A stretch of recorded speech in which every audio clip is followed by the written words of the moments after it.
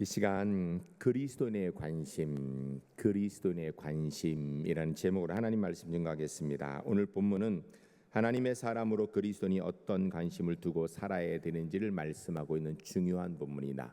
주님께서 비유로 말씀하신 내용인데 우리가 알기로는 무자비한 종 이렇게 알고 있습니다. 10,000달란트 빚진 사람, 100달란트 빚진 사람을 용서하지 않고 자기가 용서함 받은 것을 잊어버리는 사람, 이 정도 이렇게 알고 있는데요. 이건 비유의 내용이고 이것을 통하여 주님께서 우리에게 말씀하시고자 하는 것은 나는 무슨 생각을 하고 무엇 바라보고 살고 있는가를 우리에게 알기를 원하시는 것입니다.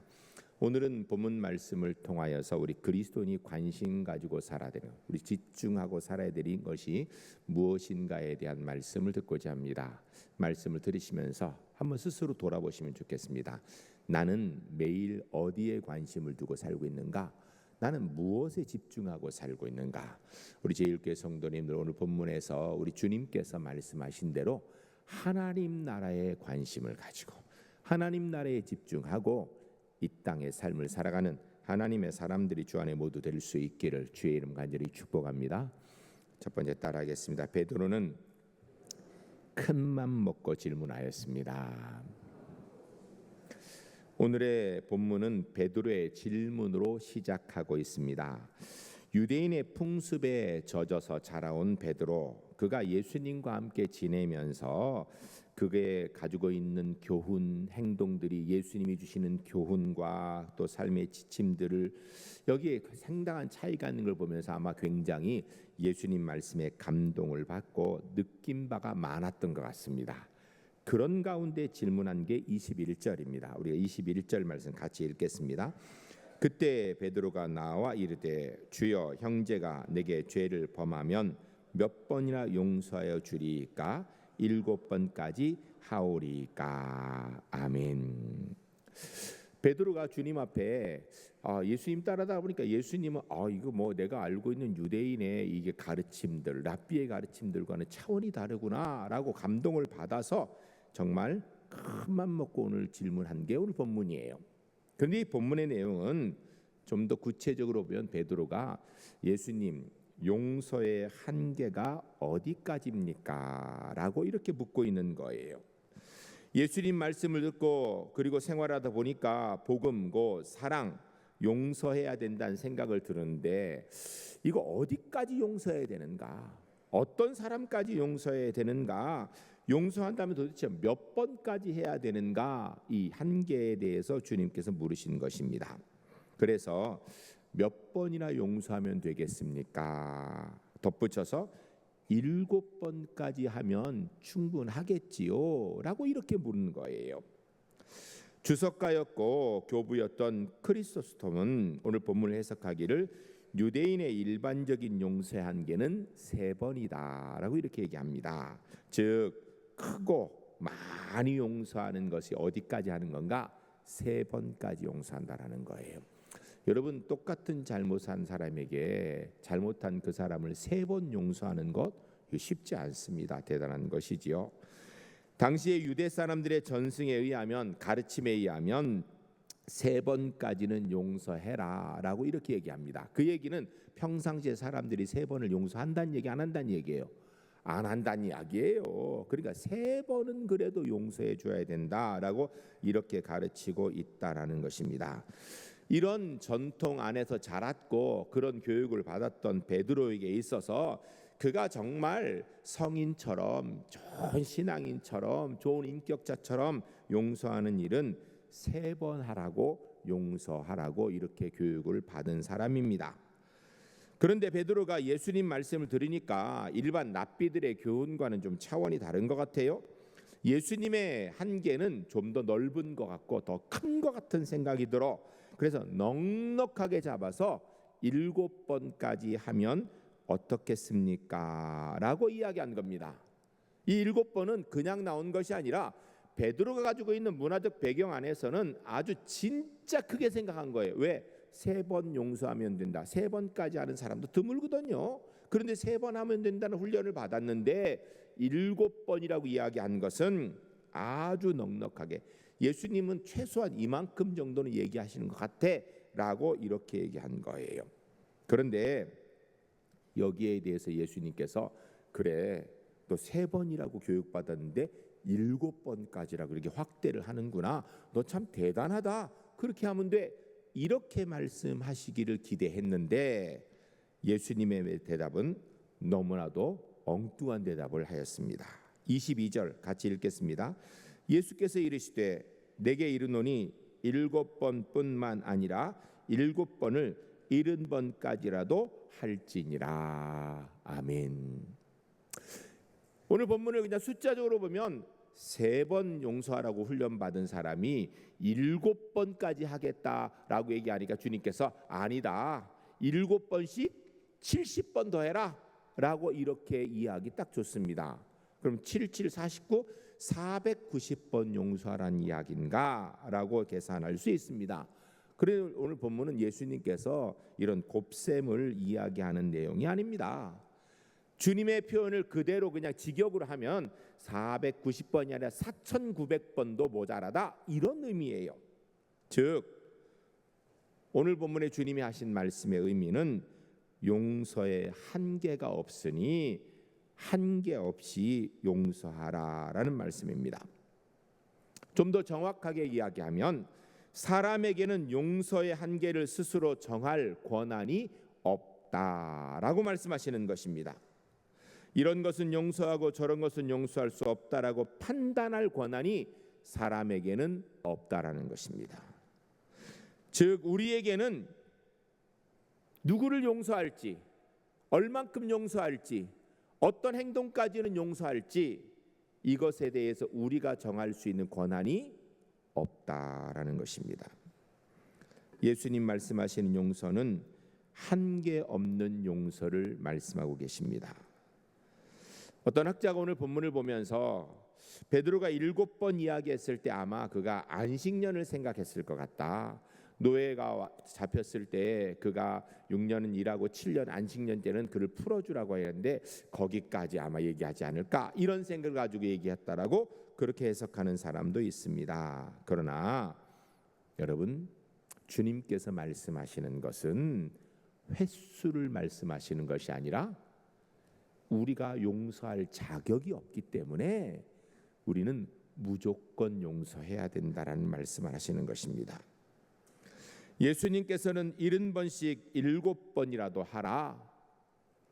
이 말씀은 사람은 절대 남을 정죄할 수 있는 조건도 자격도 권한도 한계도 가지고 있지 않다라는 것을 말씀하신 것입니다. 오직 사람이 할 수 있는 일은 천국 백성답게 무한히 용서하고 무한히 사랑해야 된다라고 말씀하는 것입니다. 왜?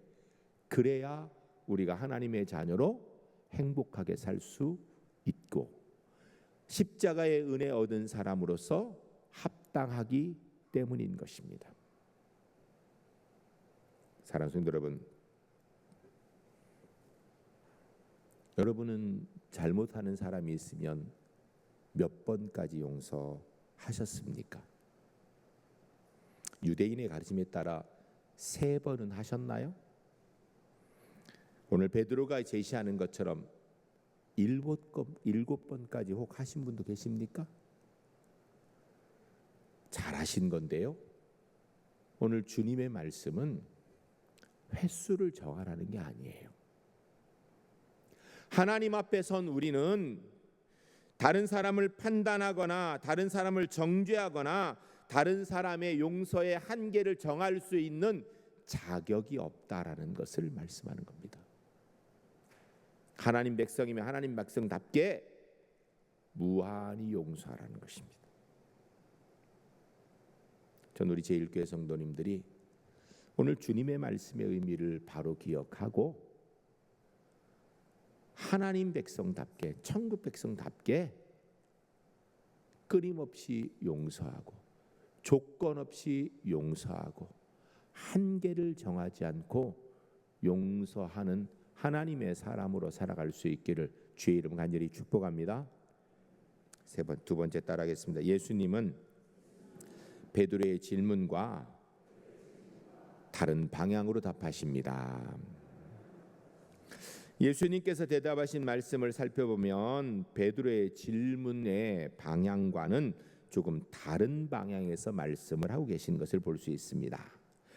용서의 한계를 묻고 있는, 용서의 조건을 묻고 있는 베드로에게 어떤 것은 용서하고 언제까지 용서해야 된다라는 답을 하신 게 아니고, 예수님은 한계나 조건으로 답하신 것이 아니라 용서의 동기에 대해서 말씀하고 있습니다. 즉 무엇 때문에 용서하느냐가 중요하다라는 거예요.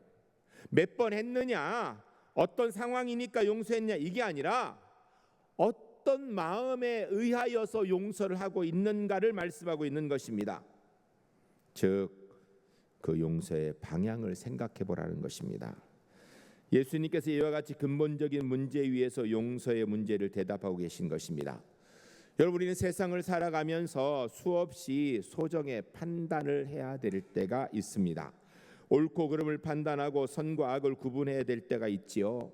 이걸 내가 따를 것인가 말 것인가, 여기에 대해서 여러 가지 선택의 필요성을 느낄 때도 있습니다. 즉 다시 말해서 우리는 사람을 평가할 수밖에 없는 구조 속에 살고요, 판단할 수밖에 없는 여건 속에 살고 있다라는 것입니다.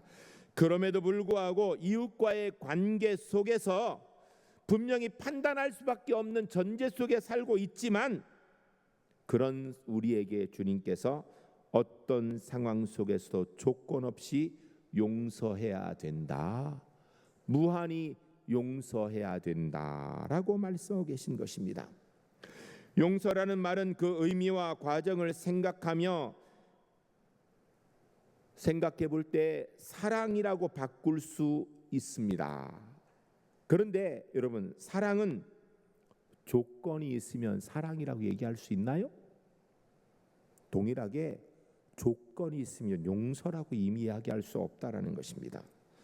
조건 없는 사랑, 조건 없는 용서, 한계가 없는 끝없는 용서를 주님이 말씀하시는 것입니다. 환경과 경험이 어떻고 과거 현재의 모든 상황들을 다 초월하라는 것입니다. 그러므로 과거에는 어떻고 현재 환경이 이렇다라는 이런 이야기, 이런 조건들, 그거 따지지 말라라는 것입니다. 특별히 상대방의 상태나 태도가 나의 용서, 사랑의 조건이 될 수 없다라는 것입니다. 이거 굉장히 중요한 이야기입니다. 상대방의 태도, 행동, 이것이 나의 용서와 사랑의 조건이 되면 안 된다라는 거예요. 여러분, 근데 우리는 일반적으로 상대방이 악하면 나도 악해도 괜찮다라는 생각을 합니다. 그리고 악하게 대해야 된다고 생각을 해요.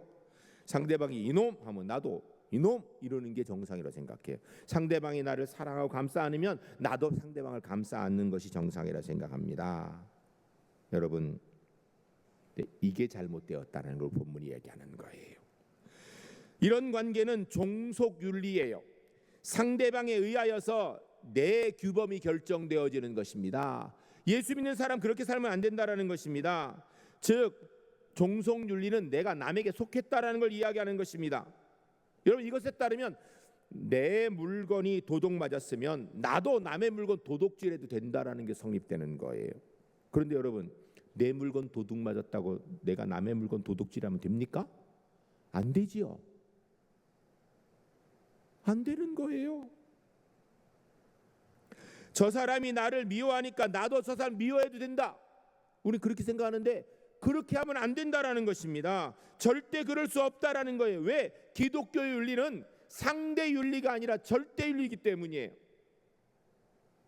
상대방에 따라서 내 행동이 결정되는 것이 아니라 하나님의 사람으로 내 행동은 결정되어 있다라는 것입니다. 어떤 경우에도 우리 그리스도인은 상대적 윤리로 살아서는 안 된다라는 것입니다. 즉 무엇 때문에 라는 이유의 설명 필요 없다라는 것입니다. 극단적으로 교도소에 가면 거기에 다 죄수지요. 죄수라고 합니다. 그런데 거기 있는 수용자들 중에 그 어떤 누구도 내가 큰 죄를 지어서 정말 나는 나쁜 사람이라 이곳에 있습니다, 이렇게 얘기하는 사람 없다라는 거예요. 대다수가 나는 작은 도둑이고 힘없어서 여기 왔고 저 큰 도둑들 힘 있는 것들은 다 밖에 있다고 이렇게 얘기 안 됩니다. 또 어떤 사람은 이야기하기를 어려워 얘기하는가? 세상이 약해서 내가 어쩔 수 없어서 나 같은 피해자가 생겼다 이렇게 얘기를 해요. 또 어떤 사람은 부모를 잘못 만나서 나도 부모 잘 만났으면 이런 데 오지 않았다고 이렇게 얘기합니다. 어떤 사람은 형제들이 안 도와주니까 내 주변에 똑바로 된 인간이 아들 없으니까 나는 이렇게 됐다라고 이렇게 얘기합니다. 결국 다 남 탓을 한다라는 것입니다. 근데 문제는요, 교도소 안에서 있는 사람들이 남 탓하는 것, 교도소 밖에 있는 사람은 괜찮은가? 사실은 장소만 다르지 밖에서도 다 남 탓하는 게 이 세상의 삶의 원리들이에요. 근데 더 심각한 게 뭐냐면요, 교회 안에서 예수 믿는 사람들도 교도소 안에 사는 사람하고 똑같은 원리로 세상 탓하고 남 탓하면서 뭐가 어떻게 됐기 때문에 환경이 어때서 문제가 있어서 내가 이렇게밖에 못한다고 이렇게 얘기하고 살고 있는 것, 사는 장소만 다른 거지 똑같이 살고 있는 모습이 있다는 것입니다. 그런 우리에게 우리 주님께서 누구 때문이라는 별명 하지 말라라는 것입니다. 그런 것 없애고 몇 번이라도 용서하라는 거예요. 왜? 그리스도의 윤리는 상대적 윤리가 아니라 절대적 윤리이기 때문입니다. 더 정확하게 얘기하면 수평적 관계에 사는 사람이 아니라 예수 믿는 사람 수직적 관계에 사는 사람이에요. 옆 사람이 나와의 어떤 관계에 의했는가, 그 사람이 내게 어떻게 대했는가, 그 속에서 사는 사람이 아니라 하나님 앞에 내가 어떤 존재인가, 그 정체성을 가지고 옆 사람을 대해야 된다라는 것입니다. 하나님과의 나의 관계, 그 감격의 은혜, 그것이 동기가 되어져서 하나님이 허락한 십자가의 은총, 이게 동기가 되어져서 상대방을 용서하고 대해야 된다라는 것입니다. 거기에 횟수가 있겠습니까? 조건이 있겠습니까? 당연히 없지요. 사랑의 동기, 하나님과 나와의 관계인 것처럼 용서의 동기도 하나님과 나와의 관계라는 것입니다. 이웃과의 관계도 하나님과 나와의 절대적인 관계에 근거하여서 살아가야 된다라는 것이에요. 부디 명심하십시오. 절대 이웃을 탓하면 안 됩니다.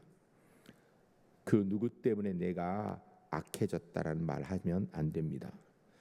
누구 때문에 어떻게 되었다는 생각 예수님께서 하지 말라라고 말씀하시는 것입니다. 적어도 하나님 앞에서는 통하지 않는 변명이라는 것입니다. 그러므로 우리 그리스도인이 기억해야 됩니다. 내가 누구인지. 여러분, 난 하나님의 자녀입니다. 하나님의 자녀. 하나님의 사람이라면 하나님의 사람답게 하나님의 관점에 생각하고 십자가의 은혜의 관점에 생각하며 그 은혜로 사랑하고 용서해야 된다는 것입니다. 그 관점에서 말하고 행동해야 된다는 것입니다. 사랑하는 성도 여러분, 예수 믿는 사람이 이렇게 살아야 된다고 주님께서 말씀하시는 거예요. 이 시간 우리 함께 좀 결단하면서 고백했습니다. 가슴에 손을 얹고 따라하겠습니다. 나는 하나님의 사람입니다. 나는 십자가의 은혜 얻은 사람입니다. 하나님의 자녀로서 십자가의 은혜를 기억하고 하나님의 자녀답게 사랑하고 용서하고 말하고 행동하겠습니다. 할렐루야. 그렇게 살아가시기를 주의 이름 간절히 축복합니다. 세 번째 따라하겠습니다. 본문의 요점은 하나님 나라입니다. 본문에서 생각할 수 있는 중요한 본문의 핵심 내용은 그 문맥을 살펴보면 하나님 나라입니다. 베드로의 질문을 받으신 예수님께서 대답하시는데 베드로는 하나님 나라에 대한 생각을 가지고 질문한 게 아닌데요. 예수님께서 베드로의 질문을 들으시고 대답하시기를 하나님 나라의 관점에서 이야기하는 거예요. 왜? 베드로, 너 하나님의 사람이냐? 그러면 하나님 나라의 관점을 가지고 생각해야 된다라고 이렇게 말씀하는 거예요. 23절에 기록되어 있습니다. 우리 같이 읽겠습니다. 그러므로 천국은 그 종들과 결산을 하던 어떤 임금과 같으니. 아멘. 용서에 대한 질문하고 있는 베드로에게 주님께서 너 그만큼 용서해야 될 문제가 아니라 너는 판단하고 비판하고 정죄하고 누구를 용서할지 말지를 결정할 권한이 없어. 그냥 너는 그냥 무조건 용서해야 돼. 왜? 너 하나님의 사람이잖아. 그러면서 하나님 나라가 어떤 것인지 이제 설명하는 것이 오늘 비유의 전체적인 내용인 것입니다. 거듭되는 설명이긴 하지만 하나님 나라는 언제나 두 가지 차원에서 우리가 생각할 수 있습니다. 첫 번째는 우리가 하나님 앞에서 영원한 세계를 생각합니다. 예수님이 재림하시든지 아니면 개인적인 종말을 맞이해서 하나님 앞에 살아갈 영원한 하나님 나라, 그 하나님 나라를 이야기합니다. 여러분, 그 나라를 기억하고 살아야 됩니다. 그런데 오늘 본문은 단순하게 그 나라만을 얘기하는 게 아니고요, 지금 내가 현재적으로 하나님의 사람으로 예수님과 동행하며 살아가는 하나님 나라가 어떻게 이루어지고 있는가를 보아야 된다라는 거예요. 그리스도인은 지금 현재 선자리에서 예수 그리스도로 말미암아 중생하고 영생하여서 그리스도로 살아가는데 그 삶의 현장이 하나님 나라의 모습을 갖도록 만들어가야 된다라는 것입니다. 육신의 생명이 맞춰서 가는 천국, 그건 우리가 만드는 게 아닙니다. 하나님께서 준비해 주시는 것입니다. 그러나 현재적으로 삶의 현장에서 경험하는 하나님 나라, 이거는 우리가 만들어 나가는 것이라는 겁니다. 그래도 본문에서는 그 현실의 활동의 삶에 있어서 하나님 백성으로 우리가 어떤 모습으로 살아가야 되는지를 말씀해 주고 있는 내용입니다. 즉 예수님께서 그것을 사랑과 용서라고 이야기합니다. 천국 백성은 이와 같으니, 천국 백성 윤리는 이와 같으니 라고 얘기하면서 하나님의 은혜의 감격으로, 하나님의 은혜로 찬송으로 사는 사람이라면 진정한 마음의 천국이 이루어져야 되는데, 그러기 위해서는 심령의 천국 가운데 살기 위해서는 어떤 모습으로 살아야 되는가? 십자가의 은혜 감격으로 끊임없이 용서하는 삶을 살아야 된다라는 것입니다. 그리스도인은 언제나 하나님 나라에 관심을 가지고 살아야 돼요. 우리가 죽어서 가게 될 하나님 나라에도 관심 갖고, 지금 내가 삶을 살아가는데 나 하나님의 사람인데 내가 삶의 현장에 지금 내 삶에 영향이 미치는 곳에 하나님 나라를 내가 얼마만큼 이루고 가고 있는가, 이 일을 위해 내가 얼마나 노력하고 있는가, 여기에 관심 가지고 살아야 된다는 것입니다. 하나님 나라에 합당한 삶, 죽어서 가는 천국도 하나님 나라지만 지금 예수 믿고 살아가는 이 땅의 나의 삶의 현장, 이곳도 하나님 나라를 경험하도록 내가 살아야 된다는 것입니다. 이 땅에 사는 동안에 천국을 연습하고 실천하며 경험하며 살아야 된다라고 말씀하는 것입니다. 그러기 위해서 천국 소망을 가지고 천국 집중하면서 용서하는 삶을 살아야 된다라는 거예요. 바꿔 얘기하면요, 천국을 소망하고 이 땅에 천국을 경험하기를 원하는 마음으로 살아야 용서가 되는 거예요. 사랑이 되는 거고요.